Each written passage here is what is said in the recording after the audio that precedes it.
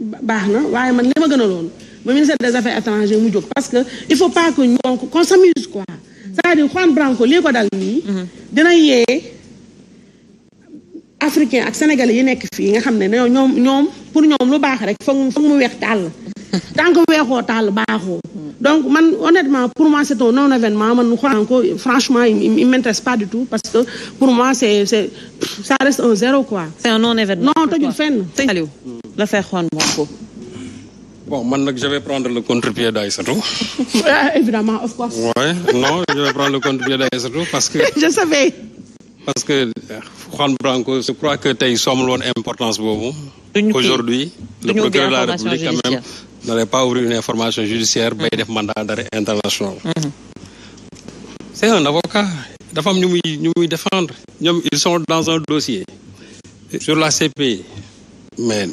ne leen bàyyi ñu xool fan la wan du mu jaay bëtam loolu droit je crois que loolu kenn mënu leen ko bañal donc suñu jugé ne fii y a des faits yoo xam ne qui méritent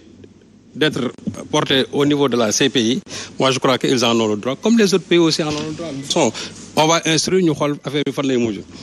mais à propos maintenant de la poursuite du procureur de le mandat d'arrêt et l'information judiciaire li ma ci wax rek mooy buñ ne mandat d'arrêt ça signifie que il faut que ñu jàpp ko indi ko fii donc extradition judiciaire comment dire il faut ñu extrader ko mais xam nga boo xoolee Sénégal ak France li leen lié dans la coopération judiciaire tey moo di que mandat d'arrêt boobu boo deful ndànk ça risque de faire psich dans la mesure où d'abord ñoom li ñu signé au niveau de la coopération judiciaire et ça c'est depuis 1974 moo di que les deux pays kenn du ci extrader sa doomu réew ki du ci kenn et su fekkee ne aussi dafa am extradition boo xam ne ni les relations purement politiques aussi là loolu ñoom ci li ñu signé mooy extradition du am foofu et je sais que aussi amul benn pays de l'Union européenne boo xam ne Juan Branco dina fa taxaw ñu ne dañ koy extrader pour mu ñëw Sénégal ça signifie quoi donc pour man ce que le procureur l'a fait, c'est de la communication tout simplement. Mais je ne pense qu'en réalité, c'est pour ramener Juan Branco ici. Parce qu'il n'y a aucune chance. Parce que bon, mandat d'arrêt, ce ne sont pas les Français qui vont le faire, ce ne sont pas les pays de l'Union européenne qui vont le faire. Bon, il y a des faits qui montrent qu'il y a des délits et des crimes que Juan Branco commet à l'endroit de l'État du Sénégal. On attend vraiment de savoir quels sont ces délits, quels sont ces crimes-là que Branco a commis vraiment à l'endroit de l'État du Sénégal. Et en ce moment-là, maintenant, nous pourrons aussi juger tout simplement du bien fondé en tout cas de l'information judiciaire du procureur ou bien aussi du mandat d'arrêt tout simplement du procureur. Mais l'un dans l'autre, c'est que mandat d'arrêt nañ ko jël teg ko fële parce que xam naa ne ça n'a aucune chance quand même d'aboutir dans la mesure où un mandat d'arrêt ça doit aboutir tout simplement à arrêter l'individu qui est visé et en la matière comme je l'ai dit la coopération judiciaire entre le Sénégal et la France quand même n'autorise pas l'extradition tout simplement d'un national que ça soit le français que ça soit tout simplement le sénégalais. Omar Faye. Il ne sera jamais question intellectuellement d'humilier le Sénégal intellectuellement. Qui tente d'humilier le Sénégal? Nous n'avons pas accepté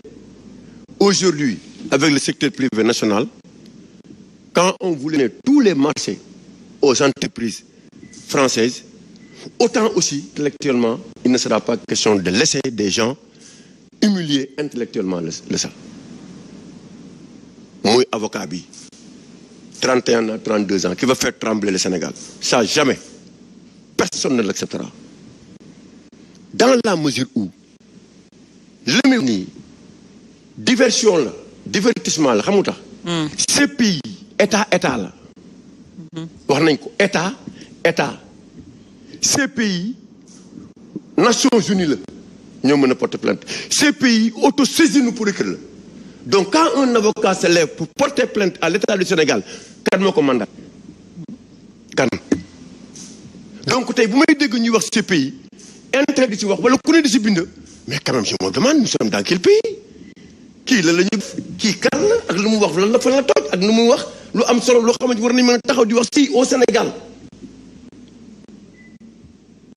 te ñi nga xamante ni ne tey yaakaar ñoom bokk na si ñi ko mandaté fii la ñu toog crime d'agression ñu ne amul crime contre l'humanité ñu ne amul crime de ñu ne amul génocide ñu ne amul Sénégal donc kooku bu waxee la ma njëriñ la ñuy amal dama bëgg Branco boobu yem place xam ne am na yu gën a garaaw 12 000 voitures ont été incendiées en France un jeune tué il n'a qu'à régler ce problème et il peut pas ba pare ñu plainte moom ba pare mu bëgg a porter atteinte à l'état du Sénégal il s'est attaqué à la gendarmerie il s'est attaqué à la police par des images il a même parlé des armes qui ont été achetées et qui sont au niveau de la présidence kii moo ñu koy wax moom moo ñuy wax li ñuy def moom na yem place am kenn mënul ouvrir quoi que ce soit au niveau de la CPI c'est pas possible te kii débat bi na yem fii je préfère qu'on parle du programme de Ñoom Bougane qu'on parle des programmes des autres candidatures que de parler de ce jeune il est trop petit pour faire bouger le Sénégal il est trop petit il a attaqué notre président il l'a taxé de tyran quiconque allait être notre président même un opposant dans ce pays du ma nangu kenn ci nekk à l'extérieur di ko attaqué parce que nag xam nañ suñu bopp on a été décomplexé nañu ñun duñu Sénégalais yooyu nga xamante ni ne on n'a rien à envier aux Français nous allons reconstruire le pays nous-mêmes et nous avons les capacités et ces jeunes qui sont là ont cette capacité-là qui restent tranquilles dans son pays qui règlent ces problèmes là où il habite. Alors Moussa qui arrive bientôt Moussa gëm sa bopp Aliou. C'est vrai que beaucoup de choses importantes ont été finies ci plateau bi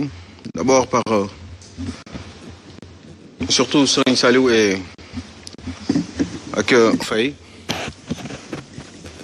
donc je vais éviter de me répéter ou de faire répéter l'un de la mun a wax moi ce garçon de 33 ans qui a humilié le Sénégal avec la complicité de certains Sénégalais. Moi, en Branco, j'avais vu Maître Tine, j'avais vu Maître Ciré Bathily, qui sont des bons, qui auraient pu défendre un parti, un mouvement ou une coalition, qui auraient pu déposer un dossier de plainte au niveau de la CPI. Mais au moins, mu doon ay doomu Sénégal. ñi di wax ni France dégage machin bouge foutez-nous la paix